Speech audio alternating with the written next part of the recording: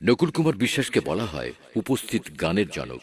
যে কোনো পরিবেশে, যে কোনো পরিস্থিতিতে, যখন তখন যে কোনো বিষয়ের উপর গান রচনা করা নকুল বিশ্বাসের এক ঈশ্বর প্রদত্ত ক্ষমতা। কোন রকম খাতা কলম ছাড়াই মঞ্চে দাঁড়িয়ে নকুলের সঙ্গীত রচনার অলৌকিক ক্ষমতা এখন সর্বজন বিদিত।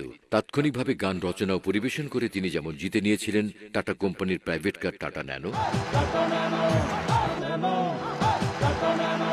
তেমনি দেশের সুবিখ্যাত ক্রাউন সিমেন্টের অনুষ্ঠানে তাৎক্ষণিকভাবে ক্রাউনকে নিয়ে এক ব্যতিক্রমী গান রচনা ও পরিবেশন করে জয় করে নিলেন ক্রাউন পরিবারের হৃদয়, জিতে নিলেন ক্রাউন সিমেন্টের কালচারাল অ্যাম্বাসেডরের পদবি। তোর বাড়ির কাজ কি কাগজ কলমেই রবে? আরে না না, আল্লাহর রহমতে আগামীকালই ফাউন্ডেশন শুরু হবে। ও তা কি সিমেন্টে বাড়ি বানাইতেছোস? আমি কিন্তু আছি ডরে। দেখিস নিজের বাড়ি আবার যেন নিজের গায়ের উপর ভাঙ্গা না পড়ে। আরে না না, সকিনা সিমেন্ট আনছি, আমার দোস্ত ডিলার। সিমেন্ট একেবারে টাটকা। হ্যাঁ, সকিনা ব্র্যান্ড দিছে? জীবনে নামও তো শুনি নাই। এ বেটা, ওই হালাই তো একটা ফটকা।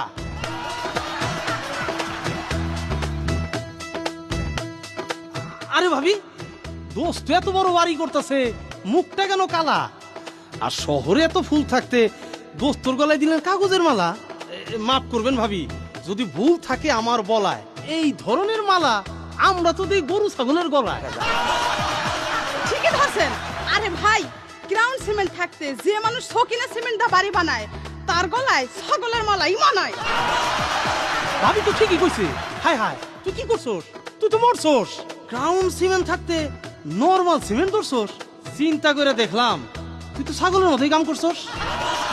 এখনো সময় আছে, ওই সিমেন্ট চেঞ্জ কইরা বাজার থেকে ক্রাউন সিমেন্ট লই আই দইরা। সমস্যা নাই, আমার দোস্তর দোকানে ক্রাউন সিমেন্টও আছে, চিন্তা করিস না। এক্ষুনি আমি ফোন দিচ্ছি তার কাছে।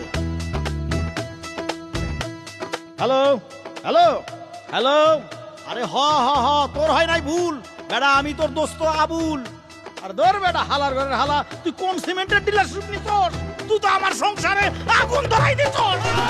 ক্রাউন সিমেন্টের দোস্ত, ক্রাউন সিমেন্ট দে, ক্রাউন সিমেন্টের দোস্ত, ক্রাউন সিমেন্ট দে। ক্রাউন সিমেন্ট দেশের সেরা, ক্রাউন সিমেন্ট দেশের সেরা, বউ আমায় কইছে। ক্রাউন সিমেন্টের দোস্ত, ক্রাউন সিমেন্ট দে, ক্রাউন সিমেন্টের দোস্ত, ক্রাউন সিমেন্ট দে।